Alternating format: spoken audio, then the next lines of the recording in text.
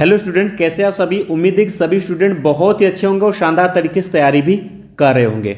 दोस्तों, बहुत सारे स्टूडेंट का कमेंट आ रहा था कि सर 22 फरवरी का हिंदी का पेपर कैसे आएगा, इस पर एक वीडियो आप बना दीजिए ताकि हम जब एग्जाम देने जाए तो पेपर में हम किसी तरीके से गलती ना कर पाए। तो दोस्तों, ये वीडियो आप सभी स्टूडेंट के लिए, तो आप सभी इस वीडियो के पहले तो आप सभी लाइक कर दीजिएगा और सभी हमारे प्यारे स्टूडेंट्स इस वीडियो को आप लोग शेयर कर दीजिएगा, ठीक है।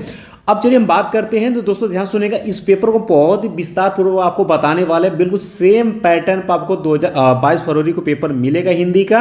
तो किसी भी तरीके से पेपर में आपको कोई भी गलतियां नहीं करनी है, ठीक है।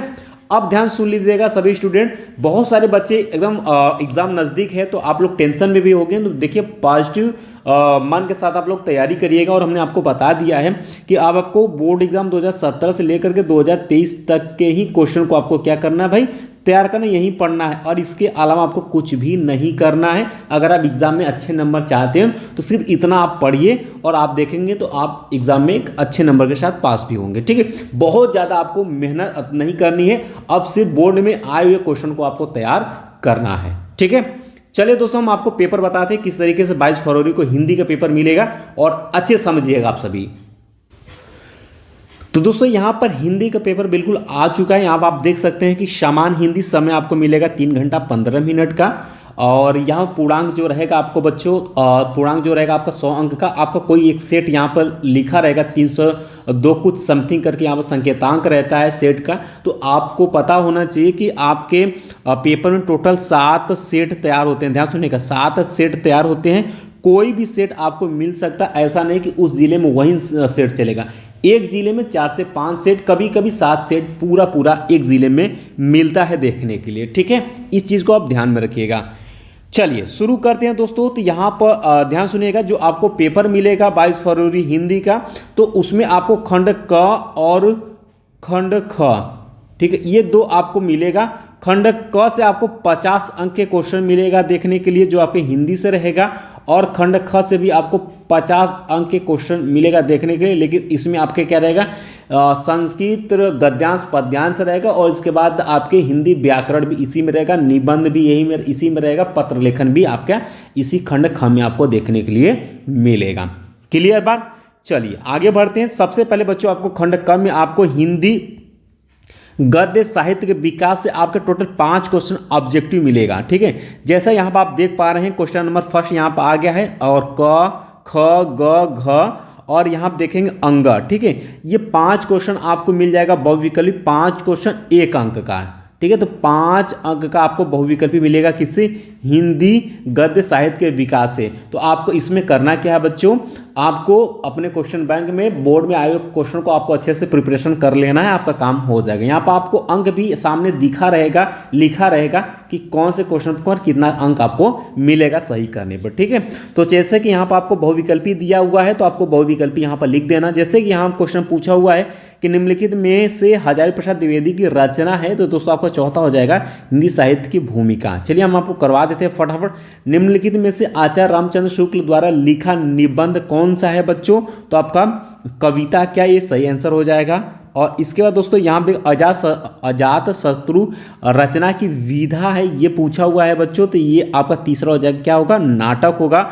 और अज्ञे की रचना आपसे यहाँ पर पूछा हुआ है बच्चों, तो अज्ञे की रचना क्या होगा, आपका चौथा हो जाएगा शेखर एक जीवनी, इनकी क्या है, एक रचना है। चलिए, बहादुर कहानी के लेखक ये तो आप सभी जानते ही हैं, ठीक है। तो इसका क्या हो जाएगा, जैनेन्द्र कुमार हो जाएगा।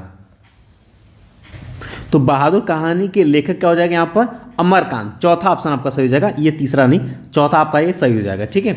चलिए आगे देखते हैं। इसके बाद बच्चों आगे आप पेपर में जब आगे बढ़ेंगे, 22 फरवरी हिंदी के पेपर में जब आगे बढ़ेंगे, तो क्वेश्चन नंबर दूसरा आएगा। तो क्वेश्चन नंबर दूसरे में जो क्वेश्चन मिलेगा देखने के लिए, ये मिलेगा हिंदी पद्य साहित्य के विकास से। और इसमें भी आपको 5 क्वेश्चन क ख ग घ और अंग करके मिलेगा। ये भी आपको 1 अंक का क्वेश्चन रहेगा, ठीक है। तो हिंदी पद्य साहित्य के विकास से, ठीक है। तो यहाँ पर भी जैसे यहाँ पूछा हुआ है, दूसरे का कर रामधारी सिंह दिनकर प्रमुख कवि हैं, तो ठीक है। जिसका दूसरा ऑप्शन आपका सही हो जाएगा, प्रगतिवादी काव्यधारा के। बिहारी की रचनाओं का छंद है, तो बिहारी की रचनाओं का जो छंद है वो क्या है, आपका दोहा है। आंसू रचना किसकी है, तो आंसू जो रचना है बच्चों वो आपका तीसरा जयशंकर प्रसाद जी की। और ये आपका घ है कि छायावाद स्थूल के प्रति सूक्ष्म का विद्रोह है, कथन किसका है? तो ये आपका हो जाएगा आपका चौथा डॉक्टर नगेंद्र का। और दूसरा सप्तक का प्रकाशन कब हुआ था? तो आपका तीसरा सही हो जाएगा आपका 1951 में। ध्यान सुनिएगा, ये आपका वेरी इंपॉर्टेंट क्वेश्चन है, हालांकि सभी है लेकिन ये मोस्ट इंपॉर्टेंट है। ये आपका प्रथम सप्तक, दूसरा सप्तक, तीसरा सप्तक, ये सब जो सप्तक है इसका प्रकाशन वर्ष जो है आपसे बच्चे याद करिएगा, आपसे एग्जाम में पूछ लिया जाता है और अक्सर एग्जाम में आता है। ठीक है, तो यहाँ पर आपने पेपर में ये आपको मिला कि क्वेश्चन नंबर दूसरे में आपके हिंदी पद साहित्य के विकास से 5 क्वेश्चन बहुविकल्पी मिलेगा 5 अंक के। क्लियर बा? जब आप इसको भी सरल कर लेते हैं, इसके बाद आगे जब बढ़ते हैं तो आपको मिलेगा क्वेश्चन नंबर तीसरा, जो आपके रहेगा कि कहेगा कि दिए गए गद्यांश पर आधारित निम्नलिखित प्रश्नों के आपको उत्तर यहाँ पर देना है, जो कि आपको बच्चों रहेगा 10 अंक का, 5 गुणे 2। अभी आपको बताते आपको 2 गद्यांश दिया गया, ध्यान सुनेगा, ये आपके हिंदी गद्यांश से रहेगा। ठीक है, तो हिंदी गद्यांश से 2 गद्यांश दिया रहेगा, उसमें से जो आपको अच्छे समझ आता है वो आप करिएगा। ठीक है, जैसे एक गद्यांश आपको ये मिल जाता है, तो हमने पहले भी बताया, अब भी बता रहा हूं कि देखिएगा 5 क्वेश्चन मिलेगा, पहला, दूसरा, तीसरा, चौथा, 5, और सभी पर आपका कितना 2-2 अंक का यहाँ पर निर्धारित किया गया, टोटल 10 अंक हो जाते हैं। ठीक है, लेकिन कोई भी गद्यांश मिलेगा बच्चों, लेकिन 2 गद्यांश आपके काम में रहेगा। कौन कौन सा? एक तो आपसे पूछेगा, पहला ध्यान सुनेगा, उपयुक्त गद्यांश के पाठ और लेखक का नाम, इस पर बताने सही से बताने 2 अंक मिल जाएगा। और रेखांकित अंश की व्याख्या करने के लिए मिल जाएगा 2 अंक आपको, बिल्कुल ये आपका कोई भी गद्यांश रहेगा ये 2 क्वेश्चन मिलेगा। और बाकी तीसरा, चौथा और 5वां जो बच्चों क्वेश्चन रहेगा ये आपका प्रश्न से उत्तर, यानी इसी गद्यांश में से पढ़ करके इसका उत्तर आपको लिखना होता है। ठीक है, इसी गद्यांश को आप पढ़ेंगे तो इसका उत्तर आप बिल्कुल आसानी से पा जाएंगे और आप आंसर आप उसका लिख पाएंगे। ठीक है, ध्यान समझिएगा, सभी आप पढ़ेंगे गद्यांश, उसको पढ़ेंगे और इसका आंसर आप लिखेंगे। टोटल 10 में 10 अंक आसानी से भी आप ला सकते हैं। ठीक है, अब जैसे यहाँ पे जो गद्यांश दिया हुआ है ये देखिए अथवा करके दिया हुआ है ना, या तो आप ये कर लीजिए या तो आप ये कर लीजिए। ठीक है, और आंसर आपको ये 5 क्वेश्चन का आंसर आपको यहाँ पर देना होगा। ठीक, क्लियर बात? चलिए, इसका दोस्तों आपने तीसरा क्वेश्चन सॉल्व कर लिया। चौथे क्वेश्चन पेपर में आपको मिलेगा कि दिए गए पद्यांश पर आधारित निम्नलिखित प्रश्नों को आपको उत्तर देने के लिए, और यहाँ पर भी 5 क्वेश्चन पूछा जाएगा, 10 अंक का रहेगा। तो इसमें 2 पद्यांश आपको दिया रहेगा, किसी एक पद्यांश का 5 क्वेश्चन का आंसर आपको देना होगा। जैसे एक पद्यांश आपको यहाँ पर दिया हुआ, दूसरा अथवा करके बच्चों आपको यहाँ पर दिया हुआ है। ठीक है, और ये 5 क्वेश्चन आपको यहाँ पर पूछा हुआ है, सभी आपके रहेगा 2-2 अंक का। ठीक है, क्लियर बात? अब ध्यान सुनिएगा, इसमें भी वही बात है कि 2 क्वेश्चन आपके कॉमन रहेगा। एक रहेगा आपका उपयुक्त पद्यांश के शीर्षक और कवि का नाम लिखने के लिए, दूसरा रहेगा रेखांकित अंश की व्याख्या करने के लिए। ठीक है, और बाकी 3 क्वेश्चन आपके प्रश्न से उत्तर, यानी इसी पद्यांश को पढ़ना और इसी का उत्तर यहाँ पर आपको लिखना पड़ेगा। ठीक है, आगे बढ़ते हैं। अब शुरू हो आपका आएगा क्वेश्चन नंबर 5। तो जब क्वेश्चन नंबर 5 के पास में पहुंचेंगे तो आपको इसमें आपको क और ख करके मिलेगा। तो क में आपको क्या मिलेगा, ध्यान सुनिए, कहेगा कि निम्नलिखित में से किसी एक लेखक का साहित्यिक परिचय देते हुए उनकी प्रमुख रचनाओं का उल्लेख करना है। और ये कहेगा कि अधिकतम शब्द सीमा 80 शब्दों में ही आपको लिखना है, और यह आपको मिल जाएगा 5 अंक का आपको मिलेगा। ठीक है, 5 अंक इस पर रहेगा, 3+2, यानी कि दोस्तों जब आप इसका साहित्यिक, ध्यान सुनिए, इसका जब साहित्यिक परिचय लिखेंगे आप, जैसे जीवन परिचय लिखेंगे तो आपको 2 अंक मिल जाएगा। और इनकी रचना का जब नाम लिखेंगे तो उस पर आपको जब साहित्यिक परिचय लिखेंगे तो आपको 3 अंक मिलेगा, और इनकी प्रमुख रचना जब लिखेंगे तो उस पर आपको 2 अंक मिलेगा। ठीक है, अब कहेंगे सर आएगा कौन? तो इसमें 3 ठो दिया रहेगा, 3 लेखक का नाम आपको मिल जाएगा, इसमें से किसी एक का आपको लिखना होगा। तो उम्मीद है कि सभी बच्चे यहाँ पर साहित्यिक परिचय याद कर लिए होंगे, अर्थात जीवन परिचय। जैसे यहाँ पर 3 दिया, वासुदेव शरण अग्रवाल, प्रोफेसर जी सुंदर रेड्डी, डॉक्टर हजारी प्रसाद द्विवेदी। इनमें से किसी एक का मात्र 80 शब्दों में ही कंप्लीट करना। ध्यान सुनेगा, आप ज़्यादा करेंगे तो आपका कोई दूसरा क्वेश्चन छूट जाएगा, और आप कसम खा करके एग्जाम में पेपर अभी से जाइएगा कि हमें सभी क्वेश्चन का आंसर देना है, किसी भी क्वेश्चन का को गलत छोड़ना नहीं है। ठीक है, ठीक है। अब ध्यान सुनिए, इसी तरीके से बच्चों आपका क्वेश्चन नंबर 5 के ख में भी आपको मिलेगा कि निम्नलिखित में से किसी एक कवि का साहित्यिक परिचय देते हुए उनकी प्रमुख कृतियों पर प्रकाश डाले, कृतियों यानी उनकी रचना पर, और ये भी आपका 5 अंक का रहेगा। ठीक है, और 3 अंक आपको मिल जाएगा साहित्यिक परिचय लिखने के लिए, 2 अंक मिल जाएंगे इनकी रचना लिखने के लिए। इसमें भी आपको 3 कवि दिए रहेंगे। पहला आपका महादेवी वर्मा, जैसे यहाँ दिया हुआ है रामधारी सिंह दिनकर और सुमित्रा नंदन पंत। इसी तरीके से कोई कवि का नाम यहाँ पर 3 दिया रहेगा, उसमें से किसी एक को आपको सही सही लिखना है, और 80 शब्द में ही लिखना है। ध्यान सुनिएगा, 80 शब्दों में ही बच्चों कंप्लीट करिएगा। यानी कि अगर हम बात करें तो मेन पॉइंट, जैसे जीवन परिचय आप लिखें, हेडिंग डालें जीवन परिचय, तो कवि या लेखक का नाम, उनके माता पिता का नाम, जन्म स्थान, उनकी शिक्षा, ठीक है, और उनकी मृत्यु, सिंपल सी बात, ठीक है। और उनकी हिंदी साहित्य में स्थान आप डालना चाहें और उनकी रचना जरूर आप लिखिएगा। आपका इतने में 80 शब्द कंप्लीट हो जाएगा। चलिए, आपने क्वेश्चन नंबर 5 को भी अच्छे से अटेम्प्ट कर लिया, क और ख।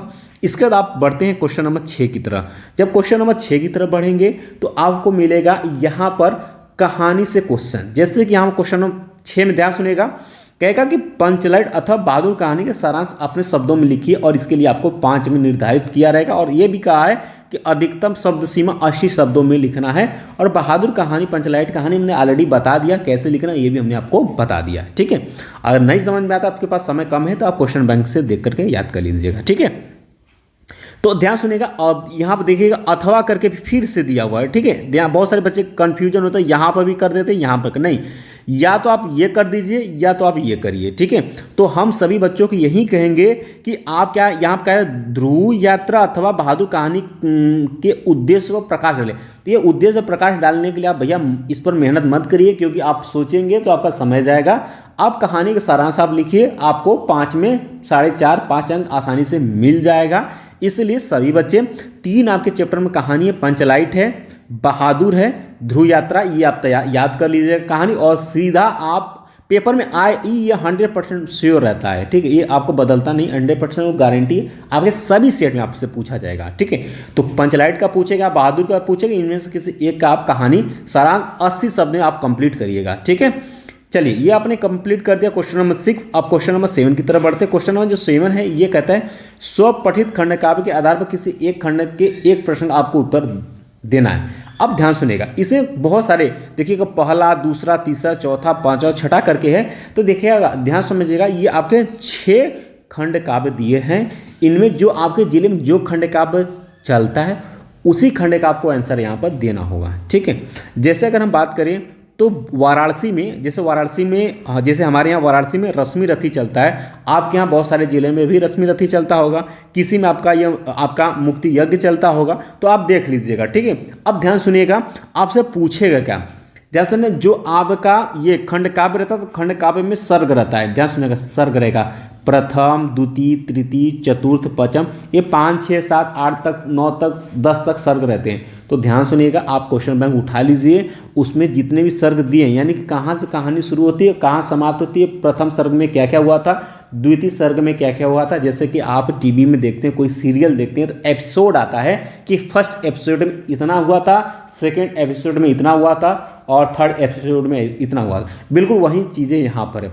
तो आपको तो पहले सर्ग याद कर लेना है, और उम्मीद रहेगा कि आपको कोई सर्ग पूछेगा, या कहेगा खंड काव्य का आपका सारांश लिखिए, या कहेगा प्रथम सर्ग का सारांश लिखिए, या द्वितीय सर्ग का सारांश लिखिएगा, या फिर आपसे पूछेगा उन, यानी जो खंड काव्य में जो मुख्य आपके पात्र रहेंगे, उनका आपको चरित्र चित्रण लिखने के लिए पूछेगा। ये पूछेगा, 2 ही पूछेगा। जैसे यहाँ पूछा हुआ है कि रश्मि रथी खंड काव्य के आधार पर कृष्ण का चरित्र चित्रण लिखने के लिए अथवा करके दिया हुआ कि रश्मि रथी खंड काव्य के पंचम, ध्यान सुनिएगा, पंचम सर्ग की कथा अपने शब्दों में लिखे। सिंपल सी बात है, जहां पर आपको कोई भी सर्ग का कथा या सारांश लिखने के लिए पूछ दिया, आप डायरेक्ट सारांश लिखिए, नंबर पाइए, खत्म करिए। यहाँ पर आप चरित्र चित्रण लिखने के चक्कर में पड़ेंगे तो आपका समय जाएगा, क्योंकि हेडिंग डालकर लिखना होगा, जो कि आप सोचेंगे और समय जाएगा, आपका दूसरा क्वेश्चन छूट सकता है, ठीक है।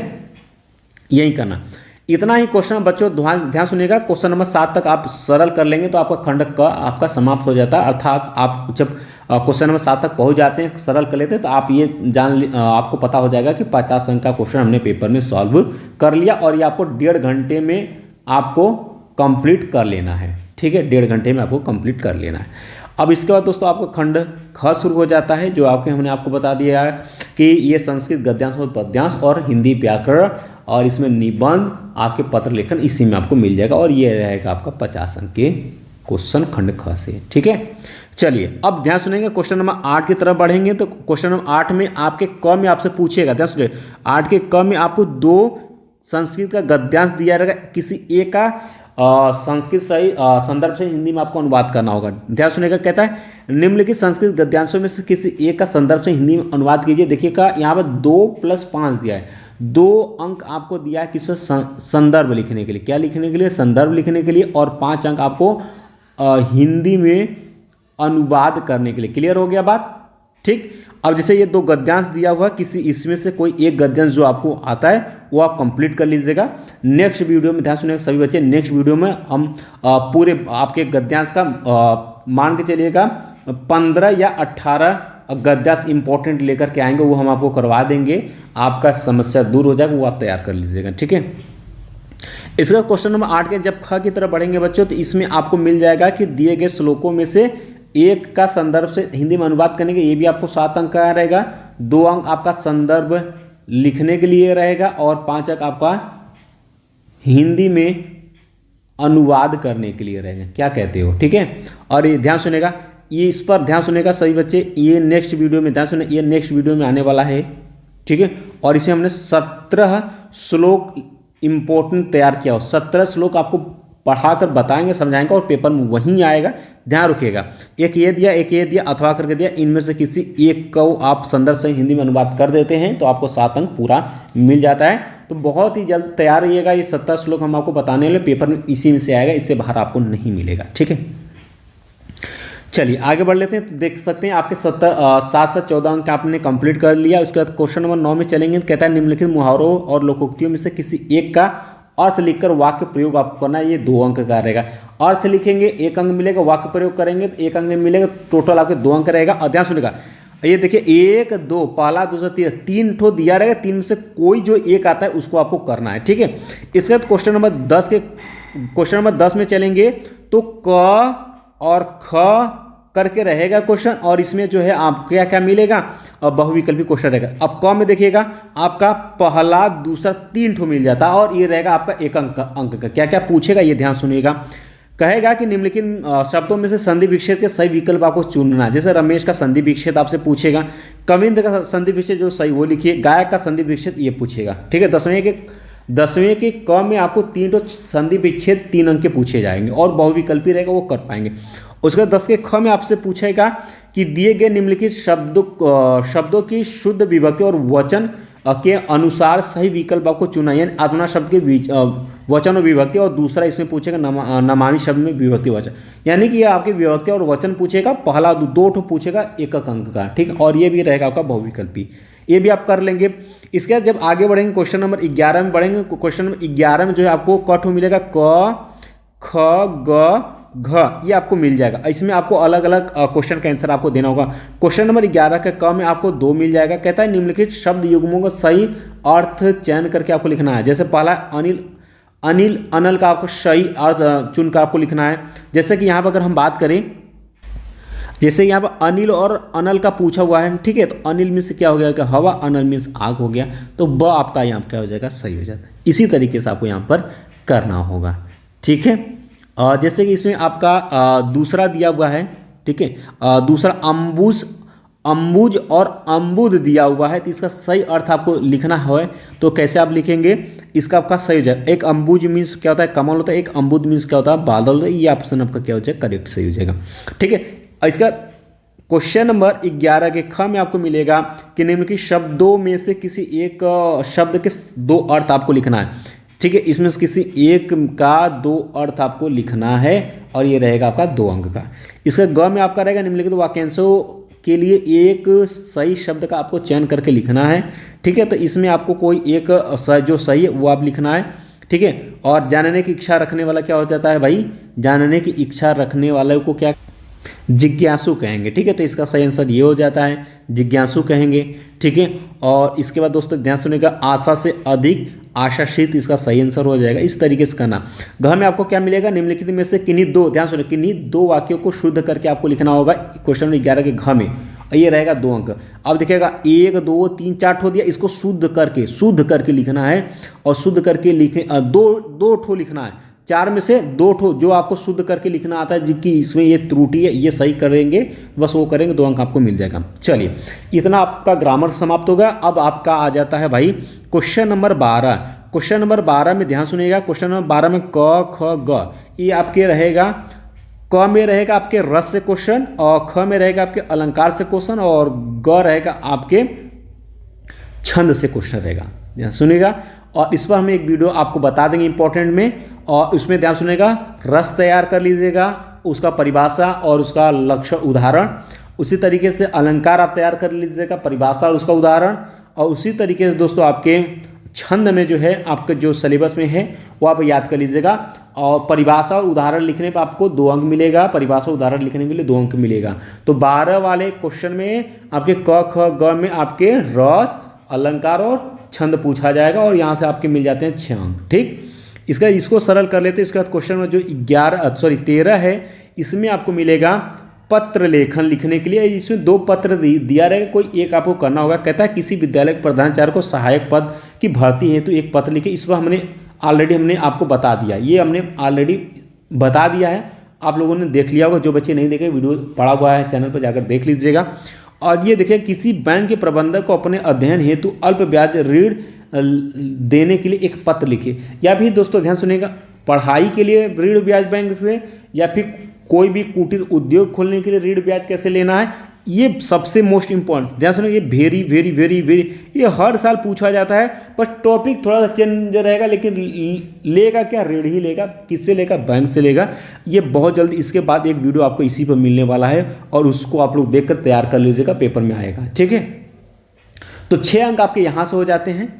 और इसके बाद दोस्तों आपका जो आपके पेपर का सबसे लास्ट क्वेश्चन है, क्वेश्चन नंबर 14 रहेगा। कहेगा निम्नलिखित विषयों में से किसी एक पर अपनी भाषा शैली में आपको निबंध लिखने के लिए आपको 9 अंक में पूछा जाएगा। 2 अंक, ध्यान सुनिए, 2 अंक किसके लिए रहेगा, रूपरेखा लिखने के। रूपरेखा क्या होता है भाई, जो आप निबंध में हेडिंग डालते हैं वहीं आप लिखेंगे रूपरेखा में 1 नंबर 2 नंबर 3 नंबर डाल करके। ठीक है, इस यहाँ से आपको 2 अंक मिल जाएगा। 7 अंक आपका रहेगा निबंध लिखने के लिए। और हमने आपको बता दिया है बच्चों, कोई भी निबंध लिखेंगे उसमें पहला हेडिंग आप डालेंगे क्या, प्रस्तावना। ये आपका काम रहेगा, ध्यान सुनिएगा। नहीं आता है तो पहला हेडिंग डालिए आप प्रस्तावना, इसके बारे में लिखना शुरू करिएगा। और अब आपका लास्ट जो हेडिंग रहेगा और आप बनाकर लिखिएगा, और जो लास्ट हेडिंग बच्चों रहेगा वो आपका रहेगा उपसंहार। ये ध्यान में रखिएगा, ये 2 हेडिंग आपका काम रहेगा। बाकी 3-4 हेडिंग और बना लेते हैं, आपका निबंध काम हो जाएगा। तो ध्यान सुनिएगा, इसमें आपका टोटल आपके 5 निबंध दिए रहेंगे, देख सकते हैं, पहला, दूसरा, तीसरा, चौथा, 5वां, 5 निबंध दिए रहेगा। इसमें से कोई एक निबंध आपको करना होगा जो आपको आता है। वैसा मोस्ट इंपॉर्टेंट निबंध ऑलरेडी हमने बता दिया, वीडियो आपको पढ़ा है, चैनल पर जाकर देख लीजिएगा। हिंदी वाले प्लेलिस्ट में भी जाएंगे तो मिल जाएगा। जैसे आज़ादी का अमृत महोत्सव ऑलरेडी हमने बताया हुआ। नई शिक्षा नीति पर आप कहेंगे गुरु दोस्त पर, इसको हम करवा देंगे। पर्यावरण संरक्षण से बता दिया है। मेरा प्रिय लेखक, वर्तमान समाज में नारी की स्थिति, ये मैंने इंपॉर्टेंट में करवा दिया है। ठीक है, इतना ही आपको करना है। 3 घंटे में आपको पेपर समाप्त कर लेना है। और कोशिश करिएगा कि 2 घंटा 50 मिनट या 2 घंटा 55 मिनट में आपको पेपर सॉल्व करना है। 5 मिनट में आप पूरे पेपर को एनालिसिस कर लीजिएगा, कोई क्वेश्चन हमारा छूटा तो नहीं है, और कहीं कुछ गलती हुआ है तो उसको आप सही कर लीजिएगा। ठीक है, यही है आपको दोस्तों, यानी बच्चों 22 फरवरी को पेपर बिल्कुल यही मतलब इसी पैटर्न पर पूछा जाएगा। तो ऐसे ही आपको करना है। पेपर में किसी तरीके से कोई भी गलती मत करिएगा जिससे कि आपका अंक कटे। ठीक है, फिर भी किसी बच्चों कहीं प्रॉब्लम होती है बिल्कुल आप कमेंट बॉक्स में कमेंट कर दीजिएगा। और समय बचा हुआ समय आपको क्वेश्चन बैंक के साथ बितानी है, और अच्छे से पढ़ाई करनी है। और आपको पेपर में आए हुए, ध्यान सुनिएगा, पेपर में आए हुए प्रश्न को तैयार करना है, और कम से कम 2017 से 23 तक वाले क्वेश्चन को आपको ज़रूर देखना है। ठीक है, इतना करेंगे आप देखेंगे तो आपका पेपर बहुत ही शानदार और अच्छा जाएगा। ठीक है, और फिर भी किसी बच्चे को कोई प्रॉब्लम होती है बिल्कुल आप कमेंट बॉक्स में कमेंट कर सकते हैं। बाकी मिलते हैं दोस्तों नेक्स्ट क्लास में इंपॉर्टेंट क्वेश्चन के साथ। तब तक के लिए जय हिंद, जय भारत।